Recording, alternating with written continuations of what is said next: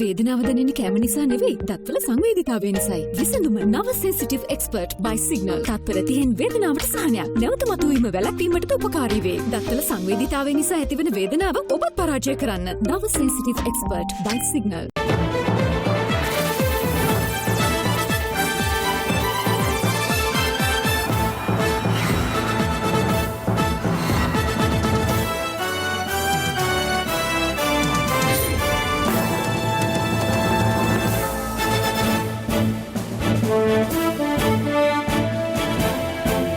ආයුබෝවන් සුබ සන්ධ්‍යාවක්.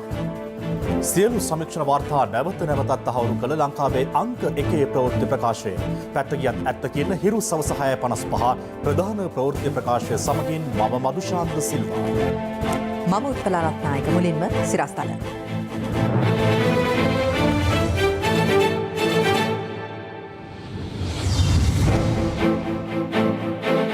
සිල්රෙදි නඩුවෙන් ලලිත් වීරතුංග සහ අනූෂ පැල්පිට නිදොස් කොට නිදහස්.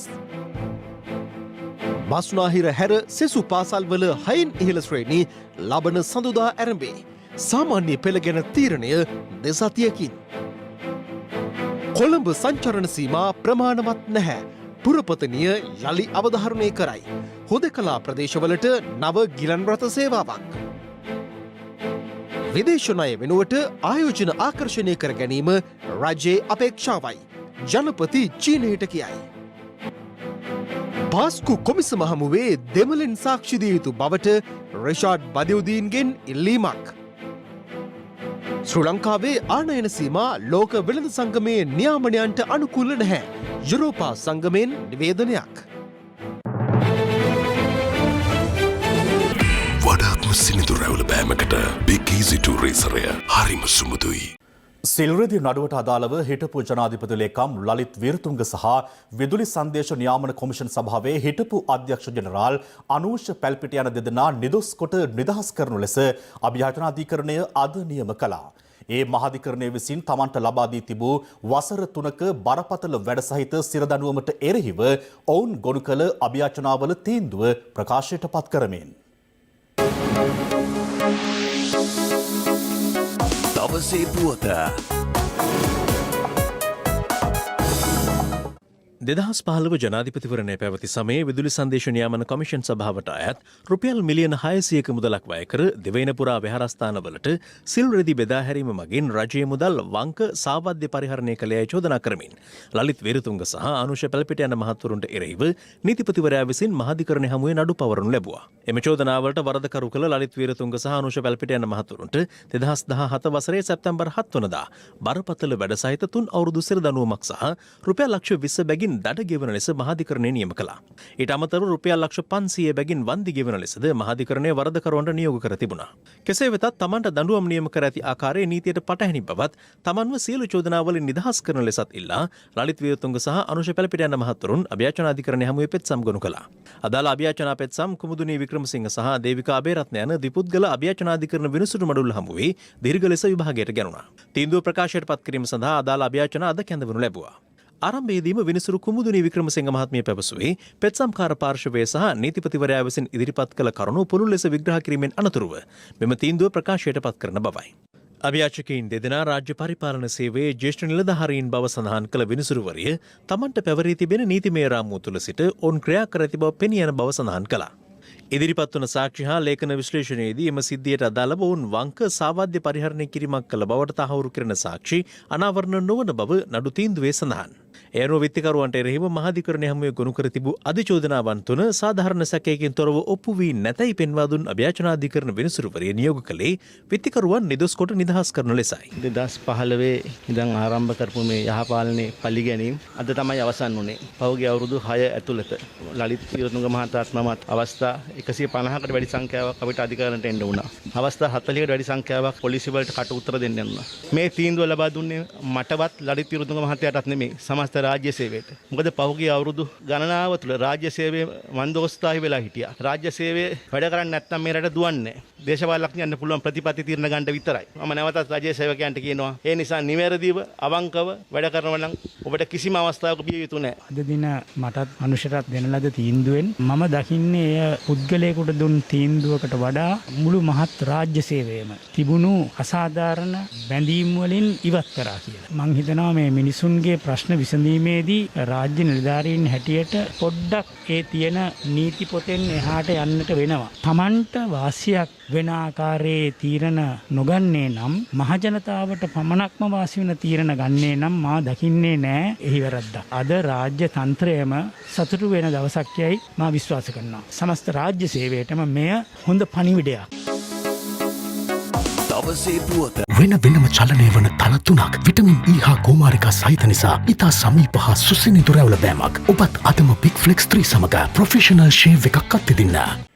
බස්නාහිර පළාතේ සහ හුදකලා කර ඇති පොලිස් වසම්වල පිහිටි පාසල් හැර දිවයිනේ සෙසු පළාත්වල 6 වන ශ්‍රේණියේ සිට 13 වන ශ්‍රේණිය දක්වා පමණක් තෙවැනි වාරයේ අධ්‍යයන කටයුතු ලබන සඳුදා ආරම්භ කරන බව අධ්‍යාපන අමාත්‍ය මහාචාර්ය ජී.එල්. පීරිස් මහතා පවසනවා. අද පැවති ප්‍රවෘත්ති සාකච්ඡාවකට එක් වෙමින් අමාත්‍යවරයා සඳහන් කළේ අපොස්ස සාමාන්‍ය පෙළ විභාගයේ පැවැත්වීමේ දිනය පිළිබඳ අවසන් තීරණය සති 2ක් ඇතුළත ලබා දෙන බවයි. තෙවන වාරයේ පාසල් කටයුතු නොවැම්බර් 9 වෙනි සඳුදා ආරම්භ කිරීමට නියමිතව තිබුණද කොවිඩ් ව්‍යාප්තියත් සමග එම කටයුතු ආරම්භ වූයේ නැහැ. කෙසේ වෙතත් පාසල් අධ්‍යයන කටයුතු ආරම්භ කිරීම සම්බන්ධයෙන් අධ්‍යාපන අමාත්‍යවරයා අද පැවති ප්‍රවෘත්ති සාකච්ඡාවකදී අදහස් පළ කළා.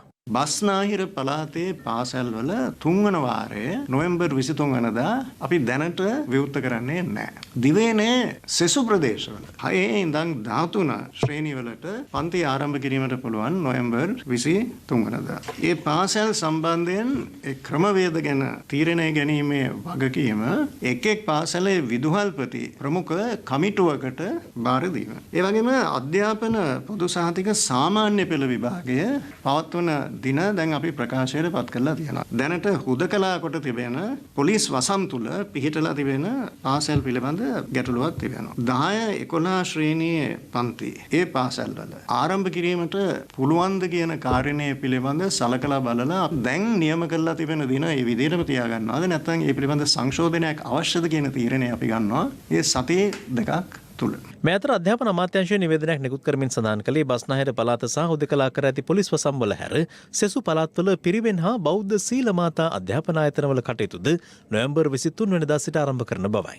මේ අතර අධ්‍යාපන අමාත්‍යාංශයේ පාසල් විවෘත කිරීමට ගත් තීරණය සම්බන්ධයෙන් ලංකා ගුරු සංගමය අද පැවති ප්‍රවෘත්ති සාකච්ඡාවකදී මෙලෙස අදහස් පළ කළා. පාසල් ආරම්භ කිරීමෙන් පස්සේ විස බීජ අරණ්‍ය සම්බන්ධයෙන් ගන්න ක්‍රියාමාර්ග මොනවද? නිශ්චිත වැඩපිළිවෙලක් ප්‍රකාශයට පත් කළ යුතුයි. අපි දන්නවා දැන් පාසල් ආරම්භ කරා මතුවෙන ප්‍රශ්න. එකක් තමයි පාසල් ළමයින්ගේ ප්‍රවාහනය. සංවර්ණ සීමා පැනවූ ප්‍රදේශවල ඉන්න ගුරුවරු එහෙම යනවා නම් ඔවුන් සම්බන්ධයෙන් අනුගමනය කරන පිළිවෙත කුමක්ද? පාසල් පොකුරක් නිර්මාණය නොවේ කියන සහතිකය වහාම අධ්‍යාපන බලධාරීන් ලබා දිය යුතුයි. කිසියම් අයෙකුට ගඳ සුවඳ හෝ ආහාරවල රස නොදැනෙන්නේ නම් එම පුද්ගලයාට COVID-19 වැළඳී ඇති බවට සැක කළ හැකි බව වසංගත රෝග විද්‍යාංශයේ ප්‍රධානී විශේෂඥ වෛද්‍ය සුදත් සමරවීර මහතා පවසනවා. මේ අතර මිනුවන්ගොඩ සහ පෑලියගොඩ පොකුරට අයත් නව ආසාදිතයින් 243 දෙනෙකු අද හඳුනා ගැනීමත් සමග එම පොකුර 15000 සීමාව ඉක්මවා ගියා.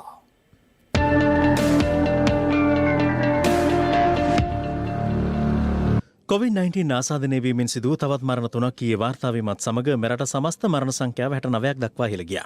කොළඹ 12 ප්‍රදේශයේ පදිංචි 74 හැවිරිදි කාන්තාවක්, කඳාන ප්‍රදේශයේ පදිංචි 70 හැවිරිදි සහ කොළඹ 13 ප්‍රදේශයේ පදිංචි 48 හැවිරිදි පුද්ගලයන් දෙදෙනෙකු එලෙස ජීවිතක්ෂයට පත් වුණා. එම පුද්ගලයන් දෙදෙනා ජීවිතක්ෂයට පත් තිබුණේ සිය නිවාස තුලදී.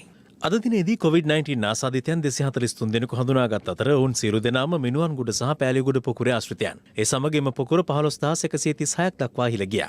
මේ අතර තවත් COVID-19 ආසාදිතයන් 327 දෙනෙකු ඊයේ හඳුනාගත් අතර ඔවුන්ගෙන් 325 දෙනෙකුම මිනුවන්ගොඩ සහ පෑලියගොඩ පොකුරේ ආශ්‍රිතයන්. මේ වන විට මෙරටින් වාර්තා වන සමස්ත ආසාදිතයන් සංඛ්‍යාව 18645ක්. අද දිනේ තුල පුද්ගලයන් 316 දෙනෙක් පූර්ණ සුවය ලබා ඇති අතර ඒ අනුව 12903 දෙනෙක් පූර්ණ සුවය ලබා තිබෙනවා. රෝහල්ගතව ප්‍රතිකාර ලබන සංඛ්‍යාව 5673ක්. ඊයේ හඳුනාගත් ආසාදිතයන් අතරින් වැඩිම පිරිසක් කොළඹ දිස්ත්‍රික්කයෙන් වාර්තා වූ අතර එම සංඛ්‍යාව 157ක්.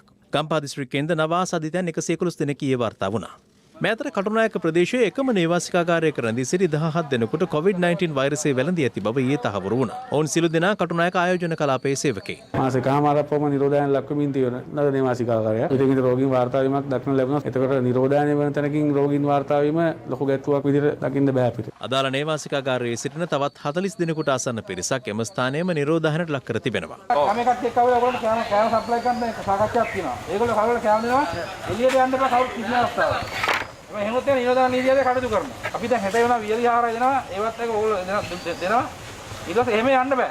එම පිරිස මෙලෙස අදහස් පළ කළා. 17ක් විතර දැන් අරන් ගියා. ඉතුරු 40ක් විතර ඉන්නවා. එයා 40 පිරිසටත් මේ PCR කරොත් හොඳයි කියලා අපි කියනවා.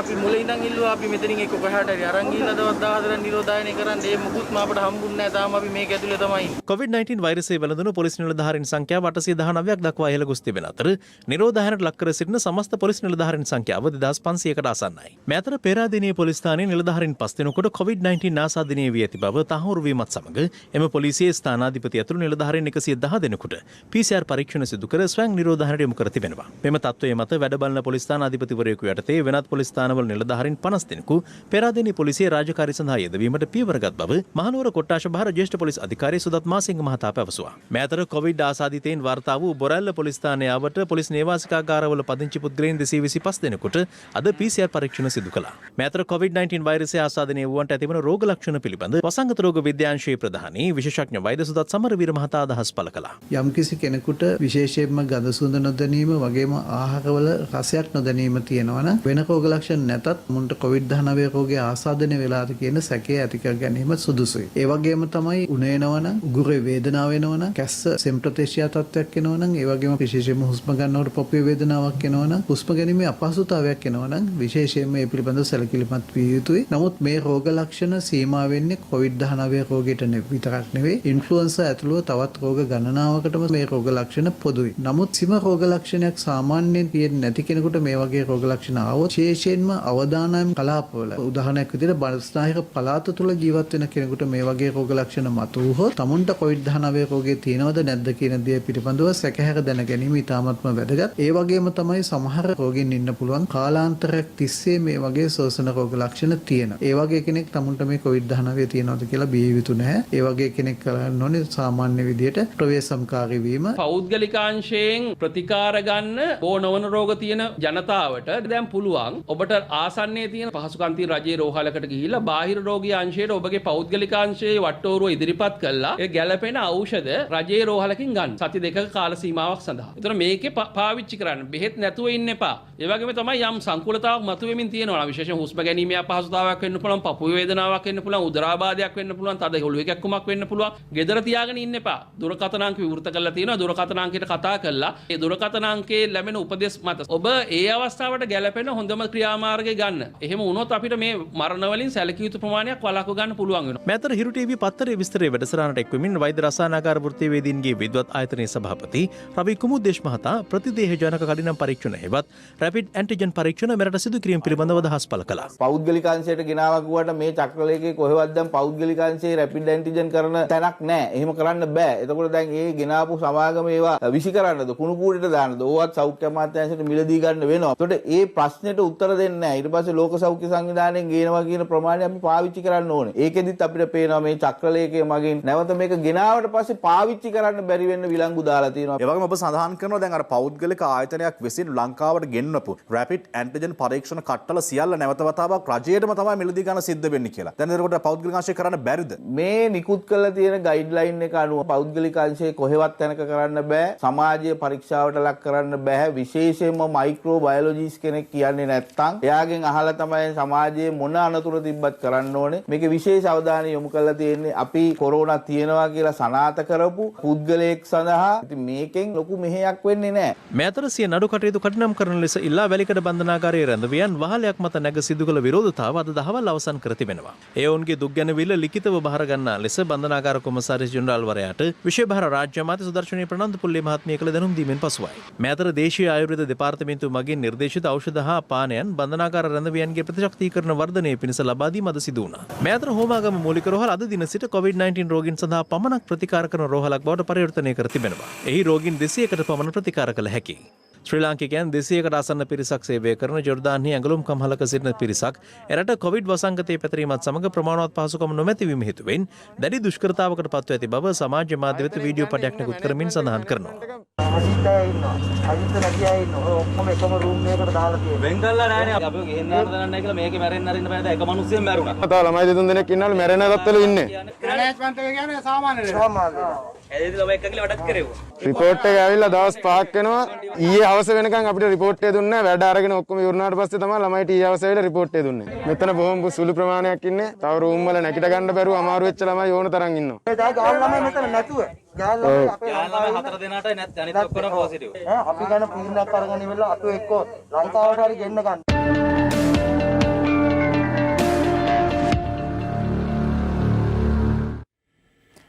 කොළඹ මහනගර සභා සීමාව සඳහා පනවා ඇති සංචරණ සීමාවන් ප්‍රමාණවත් නොවන බව කොළඹ මහනගර සභාවේ නගරාධිපති රෝසි සේනානායක මහත්මිය අද යලි අවධාරණය කළා. එම නගර සභාවේදී ප්‍රති සාකච්ඡාවක් පවත්වමින්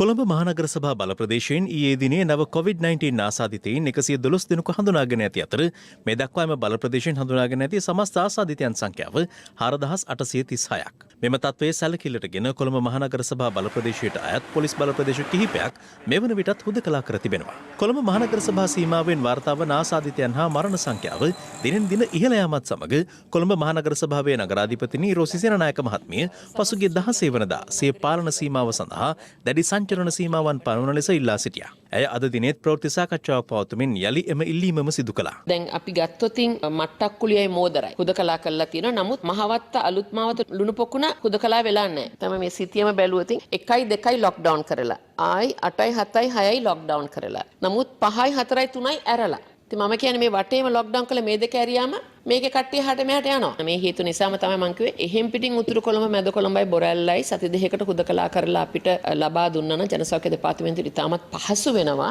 ආසාදිතින් හොයාගෙන කෙලින්ම මේ ප්‍රදේශවල විවෘත කරන්න තිබ්බයි. මම කැමති නෑ කොවිඩ් වසංගතය හේතු කරගෙන රජය ෆේල් වෙනවට. අපිටත් ඕනේ රජය මේකෙන් සාර්ථකව ගොඩ එනවා දකින්න. ඒ හේතු නිසාම තමයි මම විශේෂයෙන්ම ඉල්ලීමක් කරේ සති දෙකක් අපිට කල් දෙන්න කියලා. මොකද අපේ මහජනසෞඛ්‍ය දෙපාර්තමේන්තුවත් මේ වෙනකොට බොහෝ වෙහෙසටපත් වෙලා ඉන්නේ. මේ හේතුව නිසාම මම තීරණයක් ගත්තා විශ්‍රාම ගිය වෛද්‍යවරුද කොළඹ නගර සභාවේ PHI වරු හෙදියන් කොන්ත්‍රාත් පදනම මත සේවයට ලබා ගැනීමට ඒ එක්කම වෛද්‍ය විද්‍යාලයේ ප්‍රධානීන් එක්ක අපි සාකච්ඡා කරලා අපි යෝජනාවක් මුදල් කමිටුවෙත් සම්මත කරගත්තා. දැන් මේ වෙනකොට පිට වෙලා ඉන්න වෛද්‍ය ශිෂ්‍යයන් හෝ දැනට වෛද්‍ය විද්‍යාලයේ ශිෂ්‍යයන් බවට පත් වෙලා ඉන්න අයව දීමනාවක් එක්ක අපිට ස්වේච්ඡාවෙන් වැඩ කරන්න ලබා ගන්න පුළුවන්ද කියන එක. ඒ නිසා මම මහ ජනතාවගෙන් ඉල්ලා සිටිනවා. කොළඹ නගර සභා සීමාව තුළ තමා ලොක්ඩවුන් කරලා ඉන්න ප්‍රදේශවලින් එහාට මෙහාට ඇවිදින්නත් එපා. කොළඹ මහනගර සභා බල ප්‍රදේශයේ හුදකලා කර ඇති ප්‍රදේශවලින් රෝගීන් වාර්තා වීම ඉහළ යාමත් සමග ප්‍රදේශීය ජනතාව වෙනුවෙන් විශේෂ ගිලන් රථ සේවාවක් ස්ථාපනය කර තිබෙනවා. පැය 24 පුරා ක්‍රියාත්මක එම සේවාව ස්ථාපනය කර ඇත්තේ මේතුරුමුල්ල විද්‍යාලයේ පිහිටුවා ඇති කොළොන්නාව සෞඛ්‍ය වෛද්‍ය නිලධාරී කාර්යාලයේ 0113 422 558 යන දුරකථන අංකය ඇමතීමෙන් එම පහසුකම ලබා ගත හැකියි. මෙම ගිලන් රථ සේවය පැය 24 පුරාම ක්‍රියාත්මකයි. ඒ නිසා කිසිම රෝගියෙක් රෝහලට එන්න 1990 ගිලන් රථ සේවයට එන්න ප්‍රමාද නම් මෙම සේවයට කතා කරලා රෝහලක් වෙත පැමිණිය හැකියි. ඒ වගේම මෙම හුදකලා කරන ලද ප්‍රදේශ සඳහා අපි හෙට දිනේ සිට සෞඛ්‍ය අමාත්‍යාංශය මගින් විශේෂඥ වෛද්‍ය සේවාවක් ලබා දීමට අපි කටයුතු කරනවා. ඒ නිසා මොනෑම හෝ හේතුවකින් ඖෂධ ලබා ගන්න බැරි වුණ කෙනෙක් සිටිනවා නම් එම කණ්ඩායම පැමුණුවාම ඔබට අවශ්‍ය ඖෂධය සහ ඔබට මොන හරි රෝගී තත්ත්වයක් තියෙනවා නම් එම කණ්ඩායම දැනුවත් කර හැකියි. මේ අතර හුදකලා කර ඇති ප්‍රදේශ සම්බන්ධයෙන් ගන්නා ඉදිරි ක්‍රියාමාර්ග පිළිබඳව යුද හමුදාපති ලුතිනන්ට් ජෙනරාල් ශවේන්ද්‍ර සිල්වා මහතා අදහස් පළ කළා. දැනට තිබෙන හුදකලා කරලා තිබෙන ප්‍රදේශ විශේෂයෙන්ම අතිගරු ජනාධිපතිතුමා යටතේ අපි දිනපතා විශ්ලේෂණයකට භාජනය කරනු ලබනවා. හැකිතාක් දුරට ජනාධිපතිතුමා උපදෙස් දෙන්නේ පොලිස් වසමක් හුදකලා කරත් ඒ පොලිස් වසම තුල අත්‍යවශ්‍ය වූ කොටස නැත්නම් ඒ මාර්ග හෝ ඒ ගම්මාන පමණක් හුදකලාවට ලක් කරමින් පුළුවන් තරම් ජනතාවට මේ නිදහසේ සිටීමට ඇති අවකාශය ලබා දෙන ආකාරයේ ඉදිරියේදී ඊළඟ සතිය සම්බන්ධව මොන ආකාරයේ ක්‍රියාමාර්ග ගන්නවාද කියන යන්න මේ සතියන්ත අන්තයේදී තිබෙන ලබන සාකච්ඡාවලදී තීරණයක් ගනු ලබනවා. මේ අතර කොළඹ නගරය ඇතුළු බස්නාහිර පළාතේ නිරෝධායනට ලක් කර සිටින පුද්ගලයන් අධීක්ෂණයට පොලිස් නිලධාරීන් යෙදවීම සම්බන්ධව ජ්‍යෙෂ්ඨ නියෝජ්‍ය පොලිස්පති දේශබන්දු තෙන්නකෝන් මහතා අදහස් පළ කරා. බස්නාහිර පළාත ඇතුලේ 35000කට ආසන්න පුද්ගල සංඛ්‍යාව, නිවාස 10000කට අධික සංඛ්‍යාවක් මේ වෙද්දී නිරෝධායන ක්‍රියාවලිය ඒ සෑම නිවසක්ම ශ්‍රී ලංකා පොලිස් නිලධාරීන්ගේ දවසකට අවශ්‍ය දේවතාවුන්ට වැඩි වාර සංඛ්‍යාවකදී පරීක්ෂාවට ලක් කරනවා. ඒකර ජාගවතව උපදෙස් දුන්නා මහල් නිවාසවල පදිංචි වෙලා ඉන්න අයට. දිග දිගටම කොසතුර සිටීමේදී ඇතිවිලාදී අසීරුතාවය සැලකිල්ලට අරගෙන කාලසටහන් සකස් කරලා මේ මහල් නිවාසවලින් බිම් මහල් වලට ගෙනල්ලා ශාරීරික ව්‍යායාම වල යෙදෙන්නකෝ මොහොතක් ලබා දීලා ප්‍රමාණිකුලට පිළිල කරන ක්‍රියාත්මක කරන කියලා මේ අනුව හුදකලා කර ඇති ප්‍රදේශවල සංචරණ සීමා උල්ලංඝනය කරන පුද්ගලයින් සොයා පොලිසිය යුද හමුදාව සහ බුද්ධ්‍යංශ එක්ව මෙලෙස මෙහෙයුම් ක්‍රියාත්මක කළා. ඩ්‍රෝන තාක්ෂණය උපයෝගී කරගෙන කරන ලද මෙහෙයුම් වලින් මේ වන විට 117 දෙනෙක් පමණ අත්අඩංගුවටගෙන තිබෙනවා. අපි නිරන්තරයෙන් මෙම ඩ්‍රෝන තාක්ෂණය කොළඹ උතුර, කොළඹ මධ්‍යම සහ වත්තල පෑලියගොඩ ප්‍රදේශ ආශ්‍රිතව ක්‍රියාත්මක කිරීමට බලාපොරොත්තු වෙනවා. ඊයේ දිනේදී කුණුආවරණ නොපැළඳීම සහ දුරස්ථභාවය තබා නොගැනීම සම්බන්ධව පුද්ගලයන් 15 දෙනෙක් අත්අඩංගුවට ගනු ලැබුවා. ඒ අනුව ඔක්තෝබර් 30 සිට මේ දක්වා කාලය තුල අත්අඩංගුවටගත් මුළු පුද්ගලයන්ගේ සංඛ්‍යාව 312ක් වෙනවා. ශ්‍රී ලංකාව පුරාම බුද්ධ්‍යංශ යොදවා ඒ වගේම නිලැඳුමින් රාජකාරී කරන නිලධාරීන් යොදවා මෙම අත්අඩංගුවට ගැනීම සිදු කරනවා. ඔබ උදේකලාකර ප්‍රදේශයක සිටියත් වෙනත් කුමන ප්‍රදේශයක සිටියත් ලංකාවේ කුමන පළාතක ප්‍රදේශයක සිටියත් නිවසින් එළියට එනවා නම් මුහුණු ආවරණයක් පැළඳීම අනිවාර්ය වෙනවා. ඒ වගේම දුරස්ථභාවය තබා ගැනීම අනිවාර්ය වෙනවා.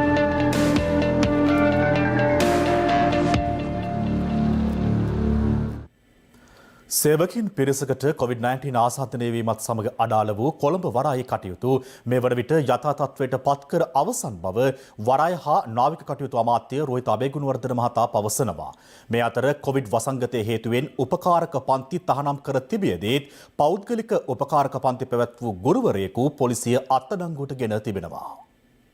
කොළඹ වරායේ කටයුතු නිරීක්ෂණය කිරීම සඳහා වරාය හා නාවික අමාත්‍ය රෝහිත අබේගුණවර්ධන මහතා අද කොළඹ වරායේ සංචාරයක නිරත වුණා.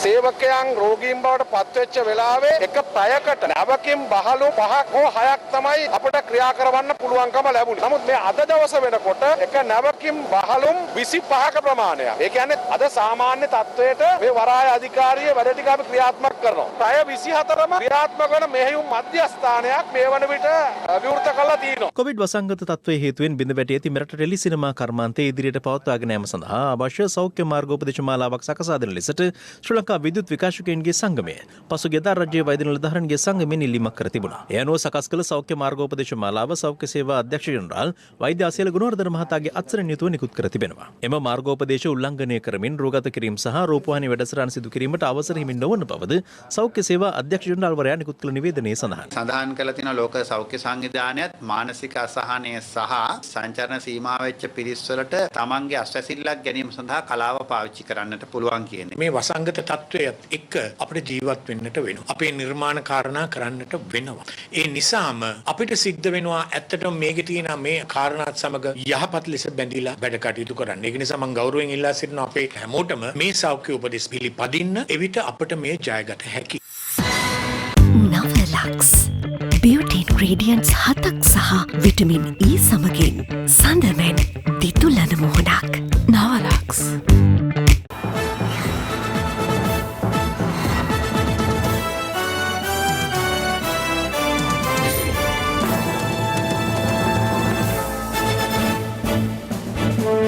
දෙදහස් 21 වර්ෂය සඳහා වන අයවැය විවාදයේ දෙවන දිනය අදයි. විවාදයට එක් වූ මන්ත්‍රීවරුන් පළ කරන අදහස්වලට සවන් දීමට ජනාධිපති ගෝඨාභය රාජපක්ෂ මහතාද අද එක් වුණා. ජනාධිපති ගෝඨාභය රාජපක්ෂ මහතා අග්‍රාමාත්‍ය මහින්ද රාජපක්ෂ මහතා සමග පාර්ලිමේන්තු සභාගර්භයට පැමිණ අයවැය විවාදයට සවන් දුන්නා. නව පාර්ලිමේන්තුවේ මංගල සැසිය ඇමතීමෙන් පසු ජනාධිපතිවරයා සභාවේ අසුන්ගත් පළමු අවස්ථාව මෙයයි. ජනතාව බලාගෙන ඉන්නේ මේ පාරවල් ගැනවත් පාලම් ගැනවත් වතුර ගැන නෙවෙයි. කෝ ජනතා සහන. මේ ආණ්ඩුව මොකද රාජ්‍ය සේවකයන්ට දීලා තියෙන ටැග් ඒ රස්සාව ඉවුරුනායින් පස්සේ තව රස්සාවක් කරන්න පුළුවන්. උදේ 9 ඉඳලා 4:00 වෙනකම් වැඩ කරලා තව රස්සාවක් කරන්න පුළුවන්. ඒතර ගෙදර රස්සාව කරන්නේ කවුද? මෙවුවා විහිළුනේ වන සංරක්ෂණ දෙපාර්තමේන්තුවට අයිති ලක්ෂ 7ක් ප්‍රාදේශීය ලේකම්ලටයි දිසාපතිවරුන්ටයි බාර දීලා. මොකද්ද යටි අරමුණ? මෙවුවා බෙදලා දාන්න. හන්දාන මගේ ඉඩමක් එක. මට ඕන එකක් කරන්න පුළුවන්. මාව ලැජ්ජ කරන්නයි මගේ පවුලේ ලැජ්ජ කරන්නේ නඩු දාලා තියෙනනේ බලමුකෝ. නඩුවේ දිගන්නේ කවුද කියලා. පෞද්ගලික මෙතුමාලගේ ආණ්ඩු කාලේ දේශපාලන නඩු දාලා අද මම හිතන්නේ නිදොස් කොට නිදාස් කරලා තියෙනවා සිල්රෙදි නඩුවේ ලලිත් වීරතුංග මහත්තයා අනුෂ පැල්පයි. මොකද මේගොල්ලෝ පලි ගැනීම සඳහා. අපේ ආණ්ඩුවෙන් ගියත් මං හිතන්නේ හන්තානේ ඉඩම් කේස් එකකින් ඉඳ වෙන්න ඕන. කමන්නේ නඩුවෙන් ඔබතුමා දිනා ගන්න. හැබැයි තව අවුරුදු 15ක් විතර ඉන්න වෙනවා නඩුවෙන් දිනා ගන්න. දැන් අවුරුද්දක් බලේ හිටියා. බැඳුම් කරේට සම්බන්ධයට නඩු දැම්මද? නඩු දාලා තියෙනවා විශේෂ මහාධිකරණ ඔබතුමාලා පිහිටවපු. නඩුව ඉදිරියට යන්න බෑ. සිතාසි දෙන්න බෑ අර්ජුන මහේන්ද්‍රන්ට. එතුමා රට දාලා ගිහිල්ලා. කවුද ගෙනාවේ යා? චන්න කාලේ මොකද්ද කිව්වේ? KP ගේනවා වගේ අපි කඩෙන් අල්ලගෙන කිව්වනේ. අනිත් එක පාස්පු ප්‍රහාරයකට. ඇත්ත වශයෙන්ම මේක ටෙලිග්‍රාම එකක්. අපේ කාර්තිකතුමා අහන්නේ එක ප්‍රශ්නයයි. බෝම්බ තියපුව ඇල්ලුවද?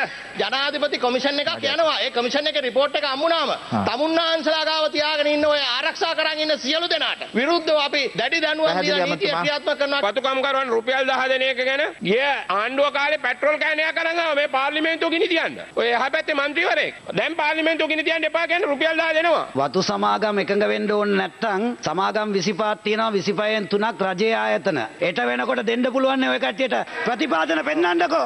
කොහෙද තියෙන්නේ ප්‍රතිපාදන? අපි තීරණය කරගන්න ඒක ඔයා තීරණය ඕගොල්ලෝනේ දැන් පෙට්‍රෝල් ගෙනල්ලා තීරණය කරගන්න බැරි වුණානේ. වතු සමාගම් එක්ක ඒක අපි කතා කරගන්න.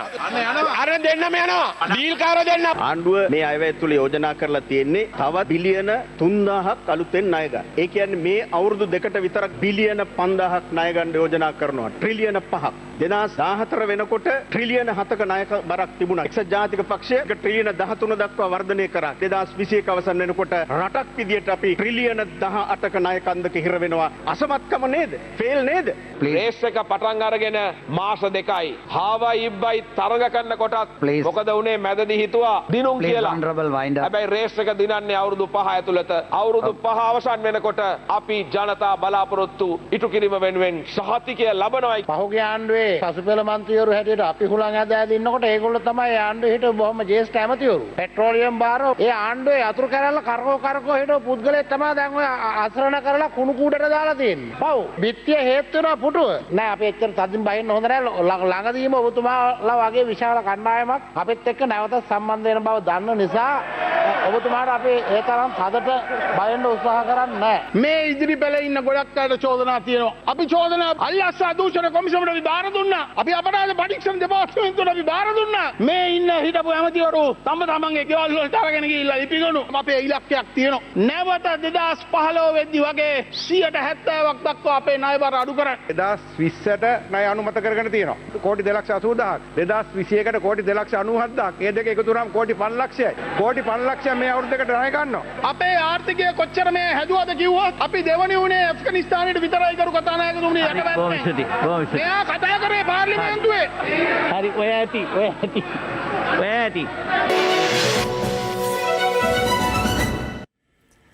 මෙරට ආර්ථික හා සමාජ සංවර්ධන ඉලක්ක සාර්ථක කර ගැනීම සඳහා හැකි උපරිම දායකත්වය ලබා දීමට තම රජයේ සූදානම් බව ශ්‍රී ලංකාවේ නව චීන තානාපති චී ජෙන්හොන් මහතා ප්‍රකාශ කර තිබෙනවා.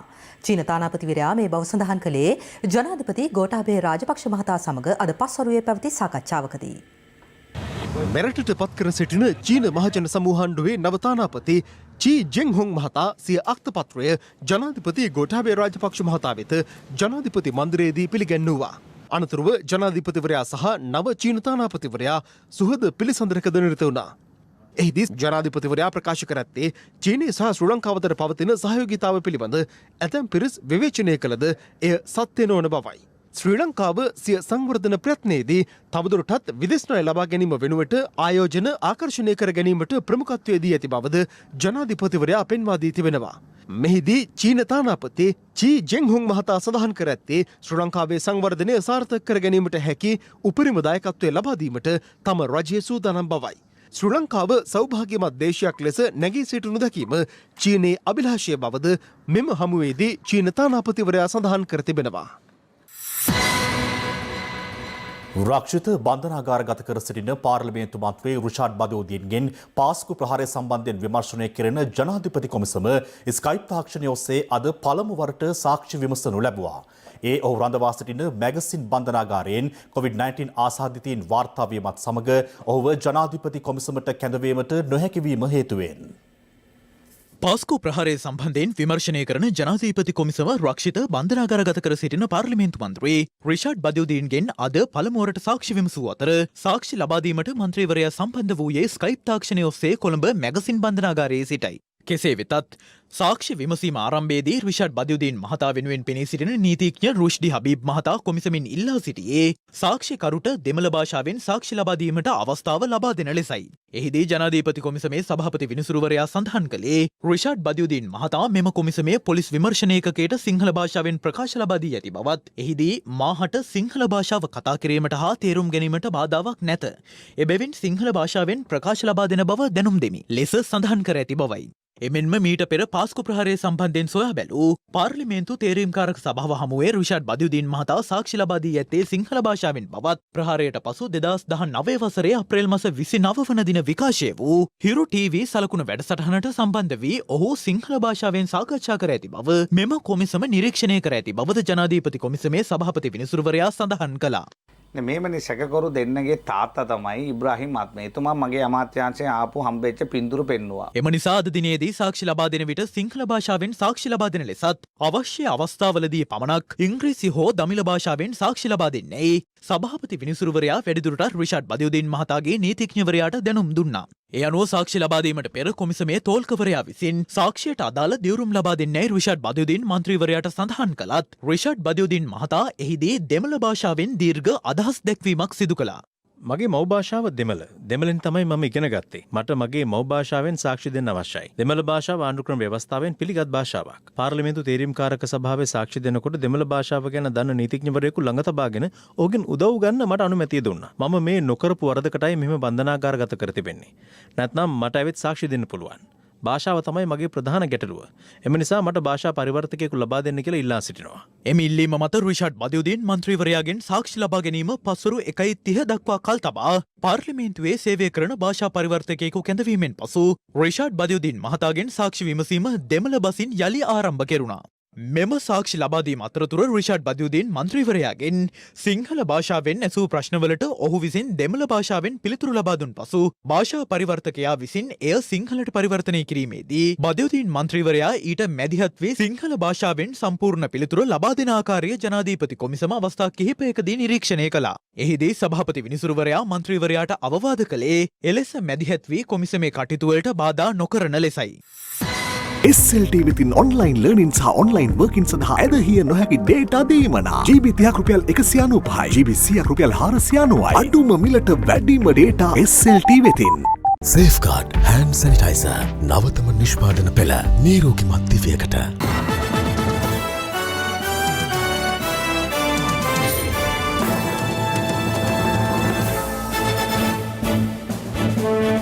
හිටපු ක්‍රිකට් ක්‍රීඩකයෙකු සහ පුහුණුකරුවෙකු වන නුවන් සොයිසා ICC දූෂණ මර්දන පනතේ වගන්ති 3කට වරදකරු බව ජගත් ක්‍රිකට් කවුන්සිලය අද නිවේදනය කළා. එම වගන්ති 3ට ඇතුළත් කරුණු වන්නේ තරඟ පාවාදීම හෝ උත්සාහ කිරීම, වෙනත් අයුරකින් තරඟ ප්‍රතිඵලයකට බලපෑම් කිරීම සහ ඒ සඳහා ක්‍රීඩකයින්ට අනිසි ලෙස බලපෑම් කිරීම හෝ දිරිගැන්වීමයි. අදාළ සිදුවීම් සම්බන්ධයෙන් ජගත් ක්‍රිකට් කවුන්සිලයේ වංචා සහ දූෂණ විමර්ශන ඒකකයට වාර්තා නොකිරීම සම්බන්ධයෙන්ද නුවන් සොයිසා වරදකරු වී තිබෙනවා. දැන් තවත් දේශීය පුවත් කිහිපයක් සමගින් රටවටා හිරු. රටවටා හිරු. COVID-19 ව්‍යාප්තියත් සමග දුෂ්කරතා රැසකට මුහුණ පා සිටින අපේම ජනතාවගේ සුව සහනය වෙනුවෙන් ක්‍රියාත්මක රට වෙනුවෙන් හිරු සහන යාත්‍රා ක්‍රියාන්විත යටතේ ශ්‍රී ලංකා රතුකුරුස සමාජය හා එක්ව දකුණු පයාගල සහ දකුණු කළුතර දුම්රිය ස්ථාන මෙන්ම කොට්ටාව නගරය සහ මස්කෙලිය බස් නැවතුම්පළ විශ්වවිද්‍යාලනය කිරීම අද සිදු කෙරුණා. මේ අතර මස්කෙලිය සෞඛ්‍ය වෛද්‍ය නිලධාරී කාර්යාලය වෙත මුවාවරණ සහ ආරක්ෂිත ඇඳුම් කටල බෙදා දීමක්ද අද සිදු කළා. පොලිසිය විසින් සිදු කළ ඉල්ලීමකට අනුව වවුනියාව සහ මන්නාරම මහේස්ත්‍රාත් අධිකරණ විසින් එම ප්‍රදේශවල LTT සැමරුම් පැවැත්වීමත් හිටුවමින් තහනම් නියෝගයක් නිකුත් කර තිබෙනවා. ශ්‍රී ලංකාව දිගින් දිගටම ආනයන සීමා පැනවීම ලෝක වෙළඳ සංවිධානයේ නියාමනයන්ට අනුකූල නොවන බව නිවේදනයක් නිකුත් කරමින් යුරෝපා සංගමය සඳහන් කරනවා. ඒ දැක්වෙන්නේ එක්සත් ජාතීන්ගේ මානවහිමිකම් කවුන්සිලයේ 31 යෝජනාවට සහාය දැක්වීමෙන් වැළකී සිටීමට ශ්‍රී ලංකාව ගෙන ඇති තීරණයද යුරෝපා සංගමයේ අවධානයට යොමු ඇති බවයි. නගරයේ එක්රැස් වන කැලිකසල බලංගොඩ නගර සභාව විසින් බලංගොඩ ඇල්ලේ ඉහළ ප්‍රදේශයෙන් වේගංගට දමන ආකාරය CCTV කැමරාවක මෙලෙස සටහන්ව තිබුණා. රිදියගම සෆාරි උද්‍යානයේ සිටි සිංහ දෙන්නුවක් පසුගියදා සිංහ පැටවුන් 3 දෙනෙකු බිහි කර තිබෙනවා. රටවටා හිරෝ. ඒ සමගින් 6:55 ප්‍රධාන ප්‍රවෘත්ති ප්‍රකාශය නිමාවට පත්වනවා. තත්ත්ව නොගත් අට දැනගැනීමේ අයිතිය තවදුරටත් තහවුරු කර ගැනීමට ඔබගේ ජංගම දුරකථන ජාලය අනුව තිරේ දිස්වන පරිදි හිරු ප්‍රවෘත්ති SMS සේවාව සක්‍රිය කරගන්න. නැවත හමු රාත්‍රී 9:55ට. ආයුබෝවන්.